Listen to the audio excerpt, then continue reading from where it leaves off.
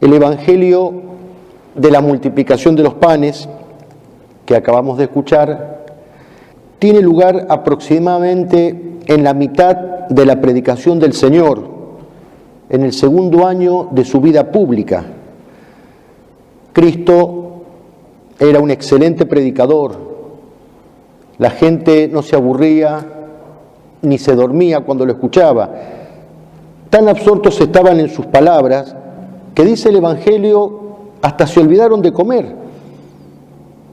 Y lo habían seguido todo el día, ya empezaba a atardecer, a anochecer. Los apóstoles le dijeron que despida a la gente para que vayan al poblado a comer, y Cristo, en vez de despedirlos, Él mismo se encargó de alimentarlos. Pero la multitud era muy numerosa, 5.000 hombres, dice el Evangelio, sin contar mujeres y niños. O sea, en total podemos suponer unas 20.000 personas, fácilmente, y solo tenían 5 panes y 2 pescados. Y entonces Cristo obra ese milagro maravilloso, estupendo, de la multiplicación de los panes. El padre Castellani, explicando este Evangelio, cuenta una anécdota en la vida del cura Brochero. Y dice que estaba el padre Brochero explicando este Evangelio, y entonces dijo, bueno, y Jesús con 5.000 panes dio de comer a 5 personas. Y el sacristán que estaba en misa se largó a reír y dijo, eso no es milagro, lo hago yo también. Se trabó el cura, se inhibió tanto que cortó el sermón y al domingo siguiente lo quiso arreglar. Entonces dijo, bueno, como decíamos el domingo pasado, Jesús con 5 panes alimentó 5.000 personas. Lo dijo bien esta vez. Y el sacristán otra vez, eso no es milagro, lo hago yo también. Y entonces ya el cura se enojó y dijo, ¿con qué lo vas a hacer, sacristán sacrílego? Y le contestó el sacristán, con lo que sobró el domingo pasado, dice.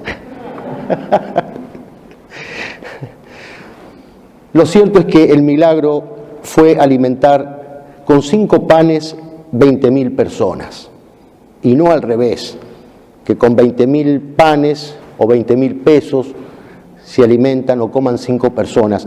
Eso no es milagro, eso es fraude, eso es robo, eso es corrupción, y por desgracia es muy común en la clase política argentina. Pero gracias a Dios, Cristo no era un dirigente político, y lo cierto es que todos comieron hasta saciarse, dice el Evangelio. Más aún, hasta sobró comida. Con los restos, con las migas, llenaron 12 canastas. Al ver este milagro, seguramente los apóstoles habrán llorado de alegría, estarían orgullosos. Este es nuestro Maestro. Y el mismo Jesús habrá llorado de ternura pensando en el otro milagro que iba a ser un año después, hacia el final de su vida, el milagro de la Eucaristía. Porque podemos decir que así como Jesús, al contemplar toda esa multitud hambrienta que lo seguía sin descanso, sintió compasión, sintió que sus entrañas se conmovían, así de manera semejante, al contemplar como Señor de la historia la inmensa caravana de hombres y mujeres que llenarían los siglos hasta el fin del mundo, no pudo menos que conmoverse también y decir, tengo compasión de esta multitud hambrienta, tengo compasión de esta multitud que al menos implícitamente me sigue buscando un alimento que no perezca, buscando la felicidad, buscando la salvación, buscando la vida. No los puedo defraudar, no los puedo mandar de vuelta a sus casas con las manos vacías. Y entonces nos dio la Eucaristía, distribuida por los apóstoles, es decir, por los sacerdotes, por la Iglesia. Cuando en la última cena Cristo tomó el pan y levantando los ojos al cielo dio gracias, lo bendijo, lo partió, los apóstoles recordaron de inmediato que ese gesto del Señor ya lo habían visto antes.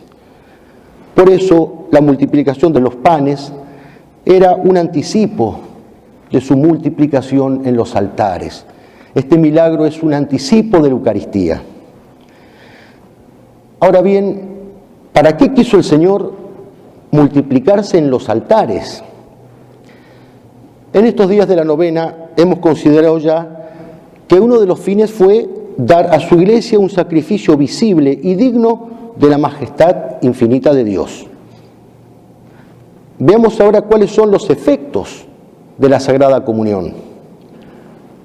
En primer lugar, si la recibimos mal, vale decir en pecado mortal, sin las disposiciones espirituales que nos pide la Iglesia, la Eucaristía nos acarrea la condenación eterna. Lo dice expresamente el apóstol San Pablo en su primera carta a los Corintios. El que come y bebe indignamente el cuerpo y la sangre del Señor, come y bebe su propia condenación. Y Santo Tomás de Aquino, en ese himno precioso que se reza o se canta en la solemnidad de Corpus Christi, en la secuencia de Corpus, dice: buenos y malos, todos lo reciben, pero con distinta suerte. Es vida para los buenos y muerte para los malos. A igual recibimiento, qué efecto tan desigual. Este es el primer efecto de la Eucaristía. Si lo recibimos mal, nos acarrea la eterna condenación. Segundo, si la recibimos bien, nos da la vida eterna. Esa vida eterna que Cristo nos prometió. El que come mi carne y bebe mi sangre, tiene vida eterna. Y yo lo resucitaré en el último día. Nos da la vida eterna, que va a ser la vida definitiva, la vida indeficiente, la vida del cielo. Esa vida del cielo que ya se empieza a pregustar desde esta vida, desde el destierro, desde el exilio. En tercer lugar, la comunión nos une íntimamente con Jesucristo. No hay modo de unión más perfecta con Él en esta vida, porque nos transforma en Él. A diferencia del alimento corporal, que nosotros lo tomamos y esos alimentos los incorporamos, son asimilados por nuestro organismo, acá pasa al revés. Como dice San Agustín, no eres tú el que te convertirás en mí, sino yo el que me convertiré en ti. La Eucaristía nos convierte, nos transforma en ella. Cristo nos cristifica, nos endiosa, nos diviniza, hace crecer en nosotros de tal manera la vida de la gracia, la vida del alma, que algún día, gracias a ella, tendremos la capacidad de decir lo mismo que San Pablo: vivo yo, mas no soy yo quien vive, es Cristo quien vive en mí. Se produce una suerte de fusión de almas, la de Cristo con la nuestra. En cuarto lugar, la comunión nos aumenta la gracia santificante. No es el tema, por eso no me voy a explayar, pero los sacramentos, los 7 sacramentos, se dividen en sacramentos de muertos y sacramentos de vivos.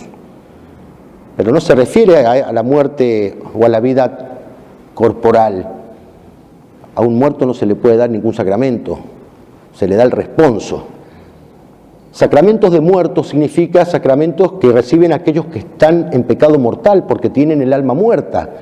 Y sacramentos de vivos, aquellos que reciben los sacramentos estando en gracia de Dios, tienen el alma viva. Por ejemplo, el bautismo es un sacramento de muerto, porque el que lo recibe tiene el alma muerta. Justamente esa alma empieza a vivir gracias al bautismo. La confesión es un sacramento de muerto, porque el que lo recibe se supone que si está en pecado mortal, está muerto entonces, y gracias a la absolución del sacerdote comienza a vivir en la vida del alma. La comunión, la Eucaristía, es un sacramento de vivos. Entonces, no es que al recibir la comunión empecemos a tener la gracia, porque si es sacramento de vivo, ya estamos en gracia.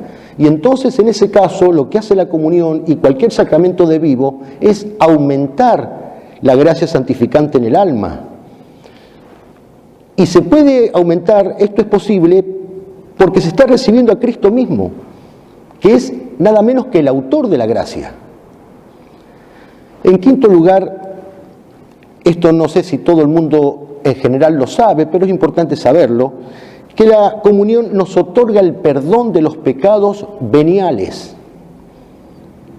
Subrayemos veniales. no nos perdona los pecados mortales. Para perdonar los pecados mortales, Cristo pensó en otro sacramento, la penitencia o confesión. Pero si yo tengo pecados veniales y comulgo, la Eucaristía me perdona esos pecados veniales. En sexto lugar, la comunión nos da ese gozo inefable del alma, ese sabor exquisito por las cosas de Dios, que es infinitamente más sabroso que todos los gustos pasajeros de esta vida. Cuando hacemos la adoración al Santísimo Sacramento, el sacerdote nos va a dar la bendición con el Santísimo y nos dice: panem de cielo prestitistieis, nos diste, Señor, el pan del cielo. Y respondemos: omne delectamentum mintia ventem, que contiene en sí todos los deleites. La Eucaristía contiene de un modo prodigioso todos los gustos, todos los sabores, todos los deleites. El que es propenso a la avaricia encuentra en la Eucaristía el gusto por la liberalidad, por la generosidad. El que es propenso a la cobardía encuentra en la Eucaristía la fuerza necesaria del alma. El que es propenso a la impureza o a la lujuria encuentra en la Eucaristía el gusto por la pureza. Fue prefigurada, lo veíamos también en estos días, en el maná del Antiguo Testamento, que todos lo recibían y a cada uno le sabía de acuerdo a su gusto. La Eucaristía contiene todos los gustos, todos los deleites. Y en séptimo y último lugar, la comunión es maná. Insisto, fue prefigurada en el maná del Antiguo Testamento. Es maná porque nos alimenta para poder llegar hasta el cielo, para que una vez que hayamos cruzado el desierto de este valle de lágrimas, lleguemos a la tierra prometida o al Canaán de la eternidad. La comunión nos da la gracia sacramental llamada nutritiva, porque es precisamente alimento de nuestra alma, es alimento que nos conforta, es alimento que nos vigoriza en la vida sobrenatural, como lo expresa hermosamente ese himno latino: O salutaris hostia, queceli pandis hostium, vela premun hostilia, da robur fer auxilium. Hostia sagrada, hostia bendita, hostia de salvación, los enemigos nos acosan, los combates son furiosos. Danos fuerza en el alma, danos vigor, danos la entereza para luchar hasta el fin. Es acá donde encontraron los santos la fuerza necesaria para no quebrarse ante las dificultades. Es acá donde encontraron los doctores de la Iglesia la luz necesaria para vencer el error con su inteligencia iluminada por la fe. Es en la Eucaristía donde han encontrado las vírgenes la fortaleza para consagrarle a Dios la integridad de su cuerpo y de su alma. Es en la Eucaristía donde han encontrado los mártires la fuerza para soportar todos los tormentos y morir invictos. Y eso es lo que la Eucaristía nos da a nosotros, la comunión. Da robur fer auxilium, robustécenos, danos auxilio. Si nosotros cuidamos a la Eucaristía, en realidad la Eucaristía nos cuida a nosotros.